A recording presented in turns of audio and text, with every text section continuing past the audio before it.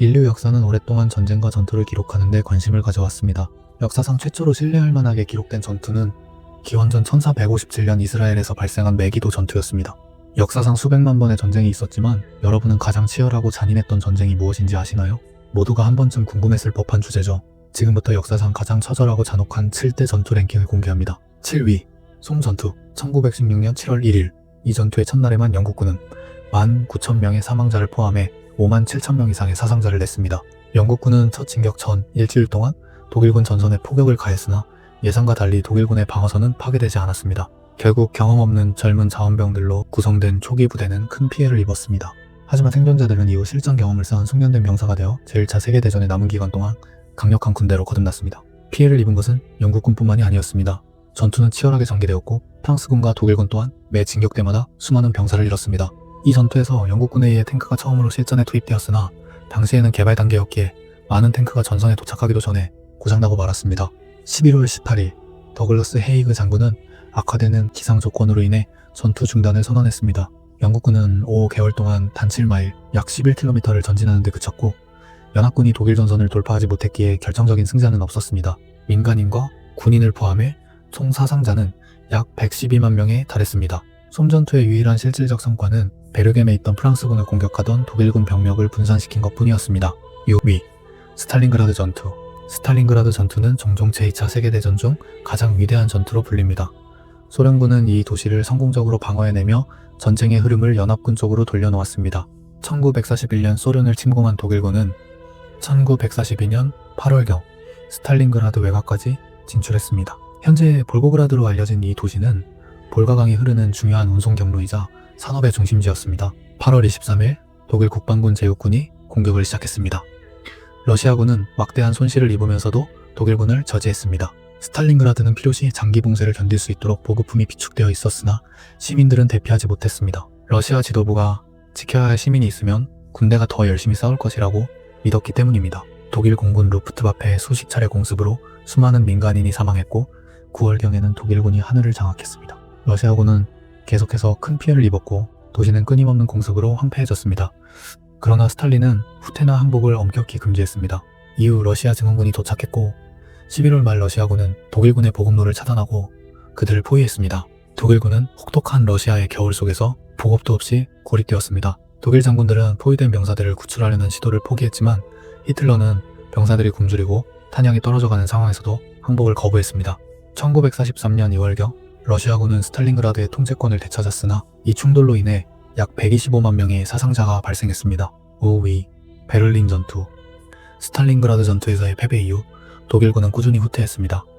1945년 4월 막대한 손실에도 불구하고 소련 붉은 군대는 베를린까지 진격했습니다. 나치 군대는 영국군이나 미국군에게는 제네바 협정에 따라 인도적인 대우를 받을 것이라는 기대로 기꺼이 항복하려 했으나 러시아군에게는 그런 보장이 없었습니다. 이 때문에 많은 독일 병사들은 포로가 되느니 차라리 러시아군과 싸우다 죽는 길을 택했습니다. 전투 시작 당시 러시아군은 독일군을 압도하는 수족 우위를 점하고 있었으며 4월 16일 베를린 외곽에서 독일군을 손쉽게 격파했습니다. 4월 20일 러시아군은 베를린에 폭격을 시작했고 며칠 만에 도시를 포위했습니다. 당시 많은 독일 병사들은 부상을 입었거나 병들고 굶주린 상태였으며 독일군은 도시 방어를 위해 노인과 어린 소년들까지 징집하기 시작했습니다. 4월 30일 독일군의 탄약이 바닥날 무렵 소련군은 시내 중심부에 도달했습니다. 탈출구가 없음을 깨달은 히틀러와 그의 아내 에바 브라운은 응징을 피하고자 자살을 선택했습니다.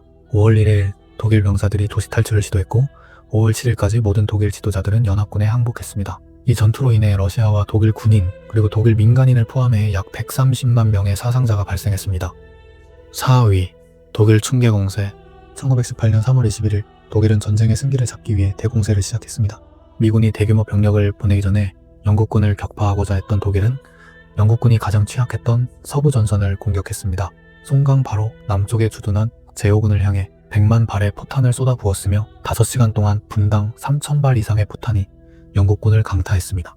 이어 화염 방사기 등으로 무장한 정예부대가 공격을 가해 영국군 후방에 공포를 불어넣었고 첫날에만 2만 1,000명의 영국군을 포로로 잡았습니다. 초기 공격은 대성공이었으며 독일은 크루프 대포로 파리를 포격하기까지 했습니다. 많은 독일인이 전쟁이 거의 끝났다고 생각했습니다. 그러나 무기만 지닌 채 너무 빠르게 진격한 탓에 보급선에 큰 차질이 생겼고 선봉부대는 진격 중에 말까지 잡아먹어야 했습니다. 빠른 진격의 대가로 독일군은 막대한 사상자를 냈고 최종 목표였던 프랑스 북부 도시 아미엥 점령은 굶주린 독일 병사들이 알베르 지역의 상점을 약탈하느라 머물면서 좌절되었습니다. 6월에는 수천 명의 미군이 유럽에 도착하기 시작했습니다. 1918년 7월 15일 에리 루덴도르프 장군은 재앙적인 마지막 공세를 명령했습니다. 독일의 보급 문제를 간파한 프랑스군은 그들의 진격을 허용한 뒤 대규모 반격을 가했습니다. 총 사상자는 약 150만 명에 달했으며 그 대부분은 독일군이었습니다. 3위 드네프르 강전투. 1943년 여름, 나치는 여전히 전쟁의 형세를 자신들에게 유리하게 돌리려 노력하고 있었습니다. 붉은 군대의 진격을 막기 위해 그들은 드네프르 강 서쪽 제방의 동부 방벽이라 불리는 방어선을 구축했습니다. 강은 천연 경계선 역할을 했고 패배를 거듭하던 독일군은 이 강을 장벽 삼아 후퇴를 확보하려 했습니다. 9월 15일 스탈린그라드와 쿠르스크에서의 패배 직후 히틀러는 남부 집단군에게 드네프르 방어선 뒤로 후퇴할 것을 명령했습니다. 독일군은 강이 자신들을 지켜줄 것이라 믿었고 초기에는 적중하는 듯 했습니다. 그러나 9월 말 소련군은 20개의 교두보를 확보했습니다. 소련군은 늘 그렇듯 병사들의 생명으로 성공의 대가를 치렀으며 10월까지 그곳에 배치된 병력의 절반을 잃었습니다. 당시 다리를 건설했던 한 병사는 드네프르 강을 건널 때 강물이 피로 붉게 물들었던 것을 생생히 기억한다.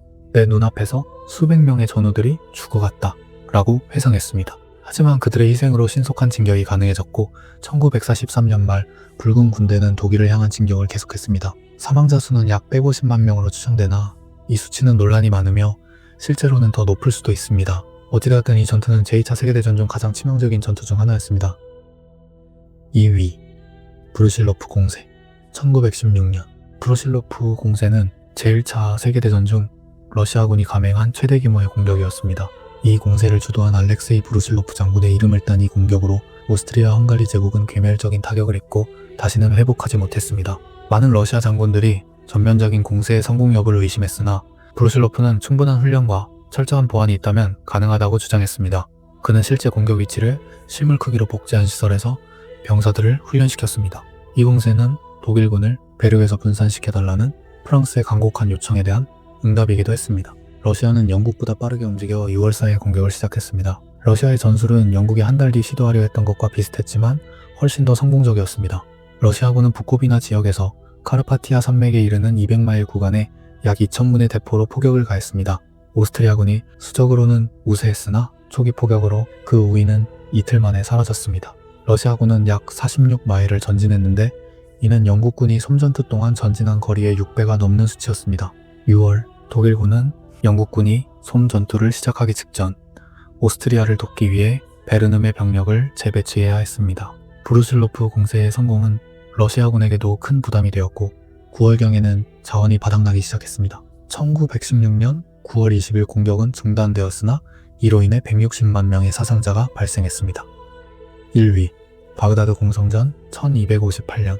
본 목록에서 산업화 이전 시대에 발생한 유일한 전투인 1위는 몽골군의 바그다드 함락입니다. 12일간의 포위 공격 끝에 이슬람의 황금기는 칭기즈칸의 손자인 훌라구 칸과 그의 군대에 의해 폭력적인 종말을 맞이했습니다. 몽골 제국은 1162년부터 확장해왔으며 1258년 당시 몽골 제국의 4대 칸인 몽케칸의 치하 아래 유럽의 광대한 지역을 통치하고 있었습니다. 몽케칸은 몽골의 확장을 지속하여 메소포타미아, 시리아, 이란을 굴복시키고자 했고 역사상 최대 규모인 약 15만 명의 몽골군을 소집했습니다. 이란의 여러 도시를 정복한 군대는 바그다드에 도달했고 칼리프 알무스타심 빌라에게 항복을 제안했습니다. 추측만 가능할 뿐인 이유로 알무스타심은 거절했으나 다가올 공격에 대비한 도시 방어시설 강화는 거의 하지 않았습니다.